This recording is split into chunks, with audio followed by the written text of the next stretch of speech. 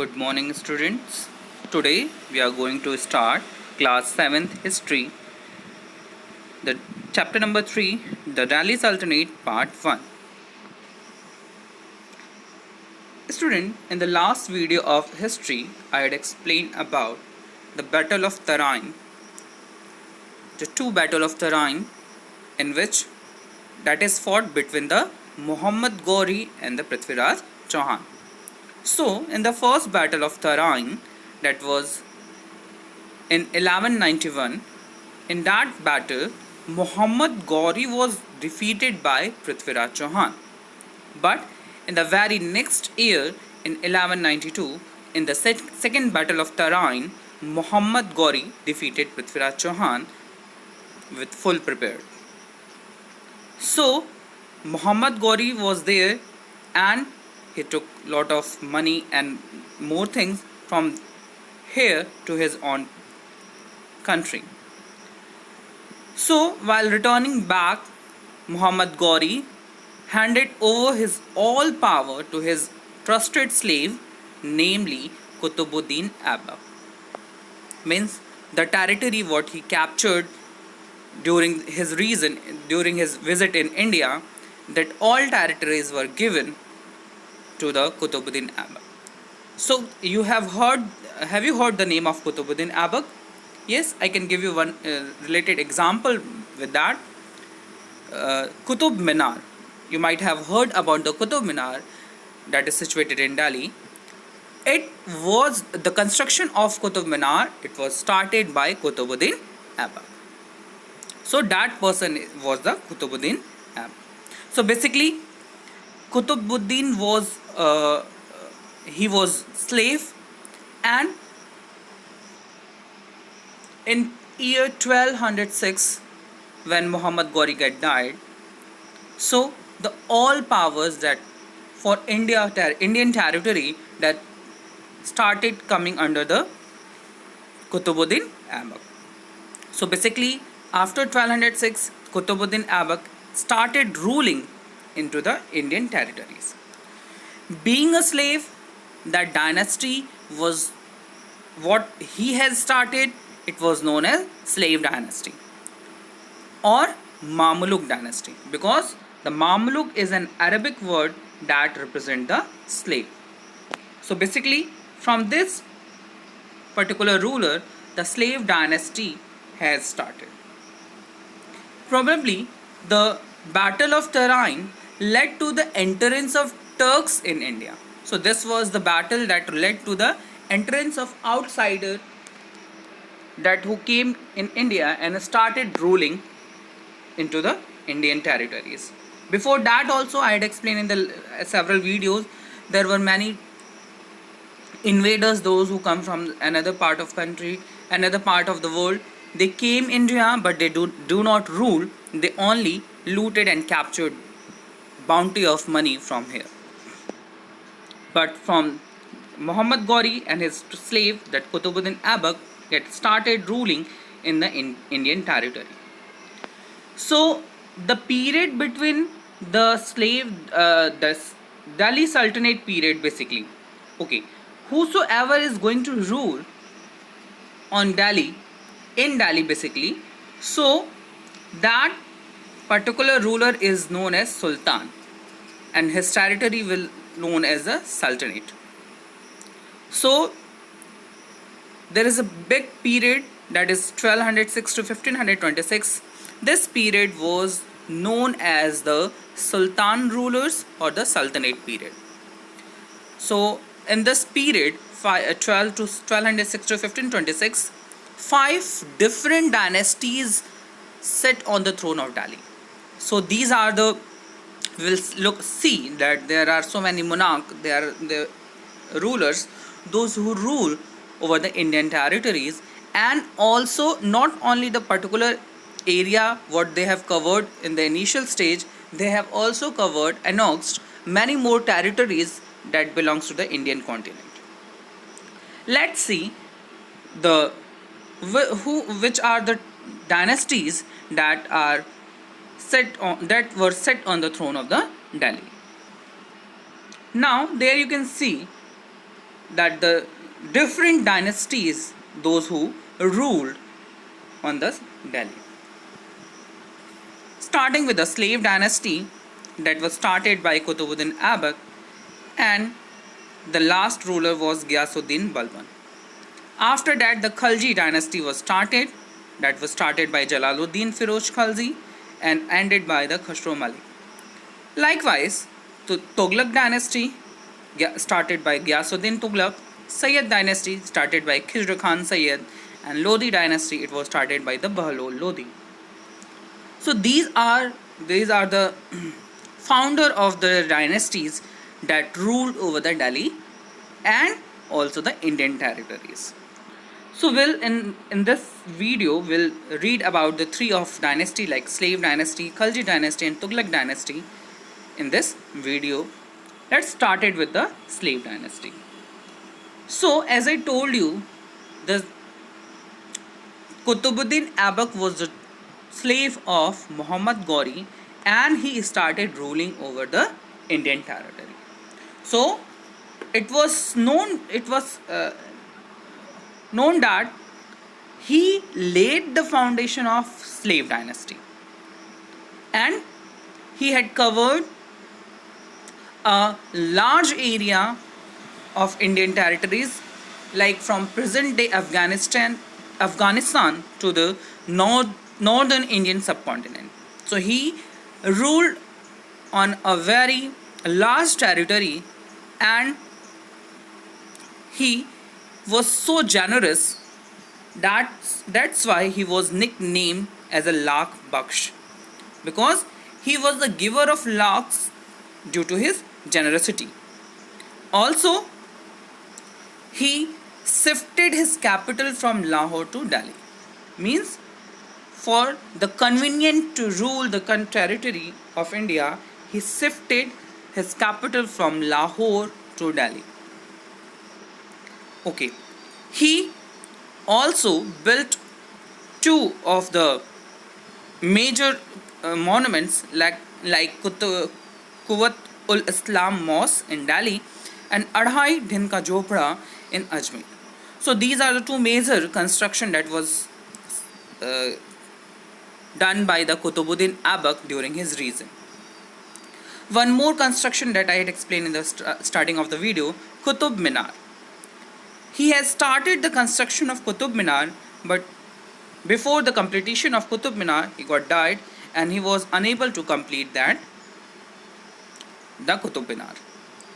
It is said that he was died in 1210 while playing Chaugan. It was a kind of polo that was played on the horseback. So during that, he died, and after that, his trusted slave came into power. Let's see who was that. Shamsuddin Iltutmish. So he was his slave. Also, he was his son-in-law. So basically, Shamsuddin Iltutmish, who ruled for 1211 to 1236, he was his slave as well as his son-in-law. It is said that he was known as the real founder of the Delhi Sultanate because he covered or annexed a very large territory of India, and also he protected his territory from the Mongol leader Genghis Khan or Genghis Khan. So though he Mongol leader, they were so brave, they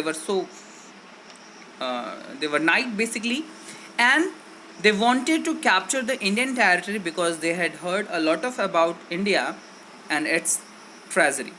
So here Shamsuddin Iltutmish protected his own territory by Mongol leader, that is Genghis Khan. Now he started the granting of land to the nobles. So what is the reason behind that he started? Because he knew that if he wanted to be in the power, he should have to be make happy to the nobles. For that purpose, he started giving the land basically to the nobles. So, also he had started group of 40, that is known as Chalisa or Chehelgami. It was a group of Turkish nobility which helped the Shamsuddin Iltutmish to rule over the Indian territory. So basically, this was the Shamsuddin Iltutmish, and also though he had several children, but none of them was capable. So he wanted her daughter to be set on the throne. We'll read about his daughter in the next slide. See there, Razia Sultan. You might have heard several story regarding the Razia Sultan or from some of the GK book. Let us see who was Razia Sultan and what was his reason. So Razia Sultan was the daughter of Iltutmish. Being a woman, she was brave, she was so courageous to rule the whole territories that is captured by his father Iltutmish.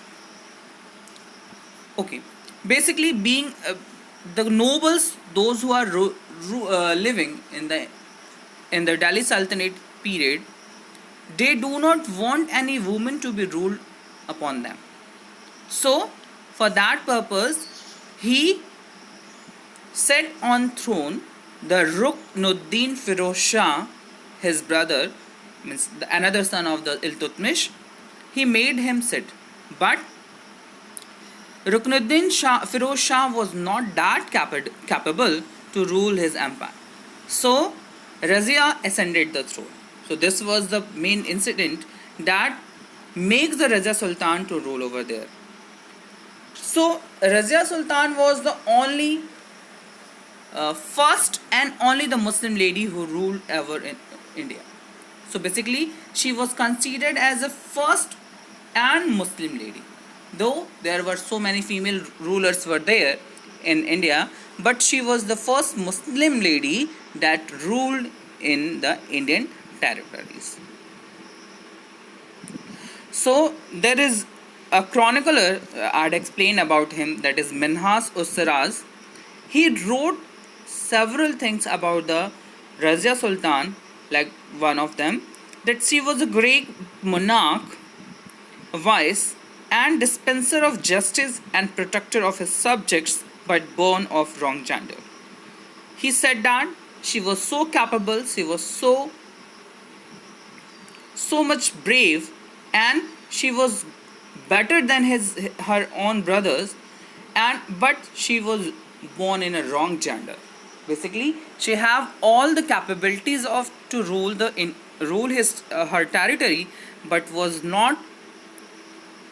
born in another gender.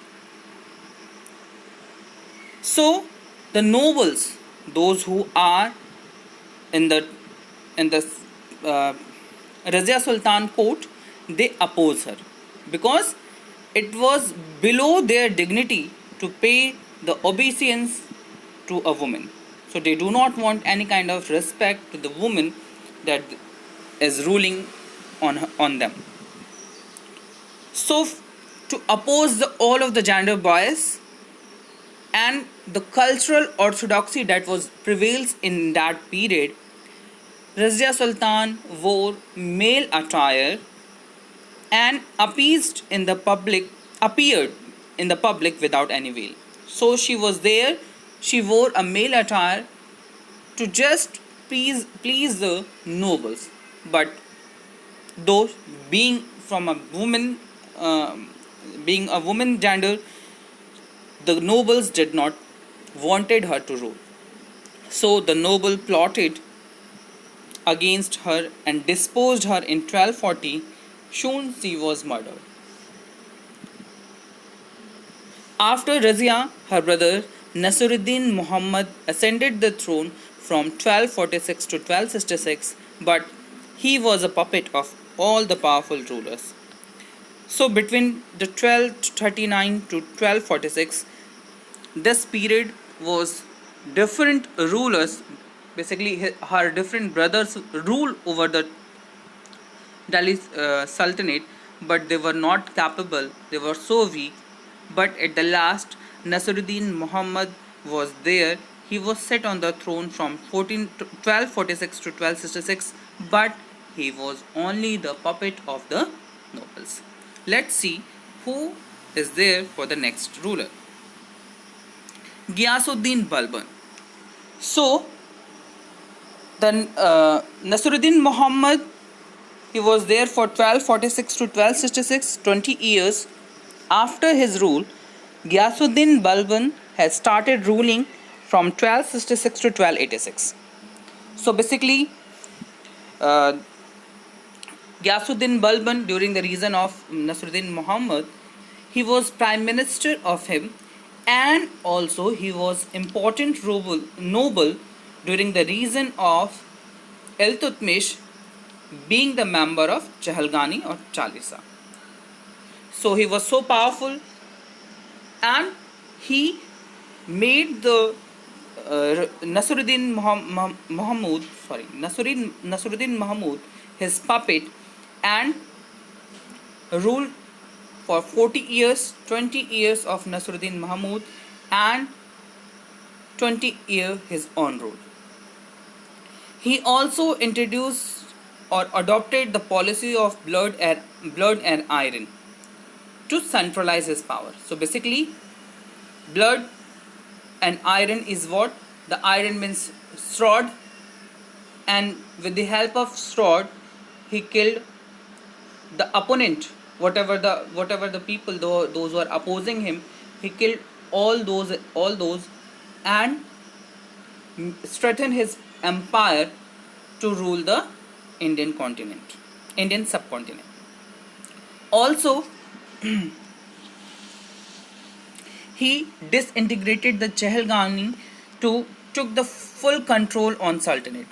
So for that, he introduced strict code of conduct for the nobles and banned them from attending parties or drinking wines. So he done a lot of things to protect his territory, and also to disintegrate, to also improve his empire and strengthen his empire.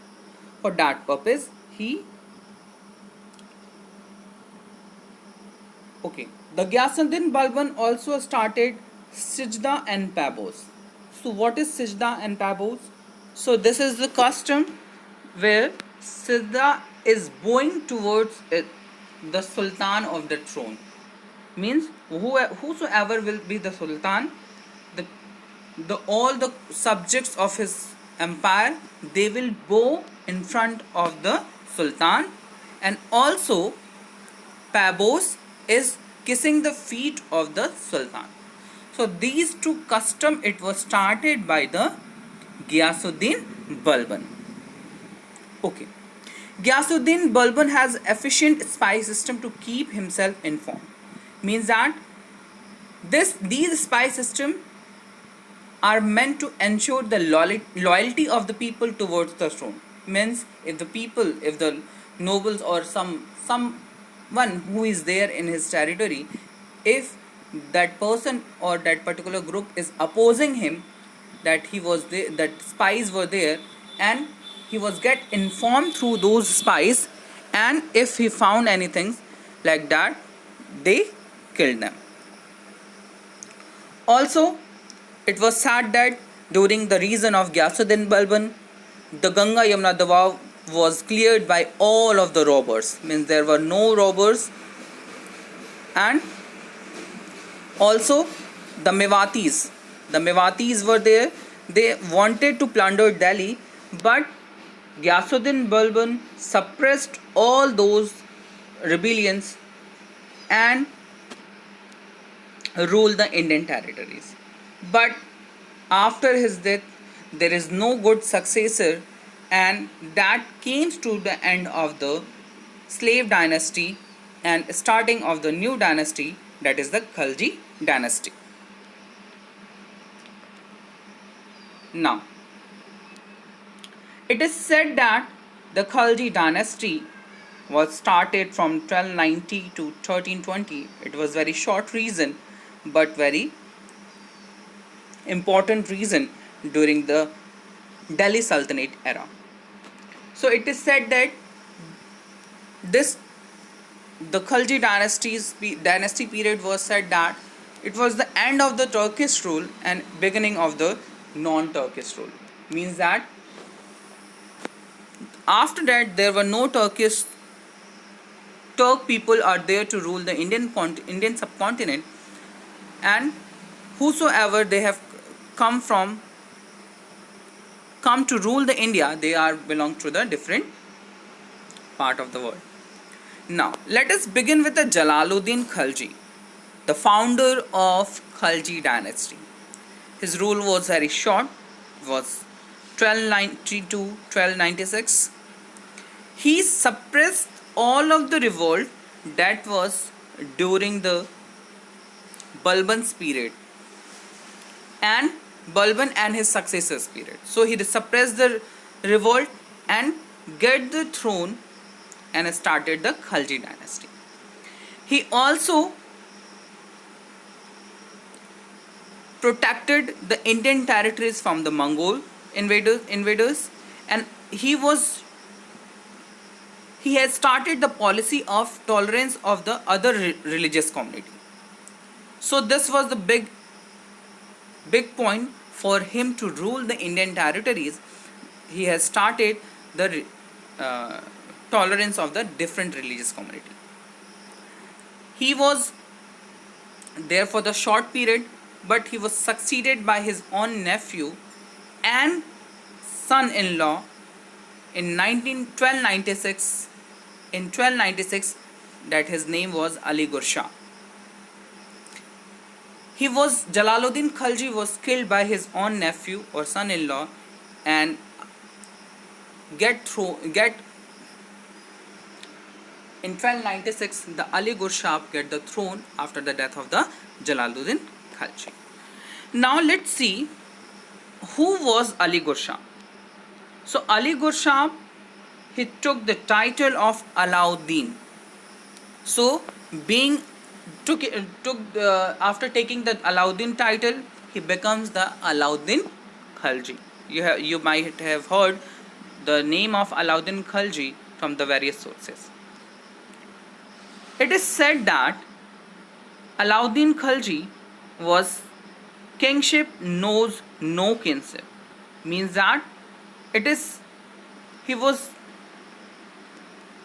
good ruler, but he do not wanted any person to be under him, and he do not want any person to be oppose him. For that purpose, he started various movements he took several initiative to control and strengthen his empire. So there is one general, that is Malik Kafur. So Malik Kafur is there. He was his trusted and valiant general. He led the campaign to the south, and Malik Kafur defeated the Yadavas, the Kakatiyas, Hoysals, Pandyas in the southern region. So there were so many rulers, so many territories that was defeated by Alauddin Khalji, and many territories that is captured by his general, that is Malik Kafur. While returning back from the south, Malik Kafur collected rich bounty from there, like gold, silver, elephant, horses, slaves, lot of things he collected from there and come back to the Delhi Sultanate. Alauddin Khalji he himself conquered Gujarat, Malwa and part of Rajasthan and made his empire well strengthened and well connected. Also, it is said that the famous Alai Darwaja was built by Alauddin Khalji. That is in the complex of the Qutub Minar, means it is near to the Qutub Minar. He started separate department for the collection of revenue, that is Diwane Mustkharaz. So this was the separate department to collect all of the revenue from his territories. Okay.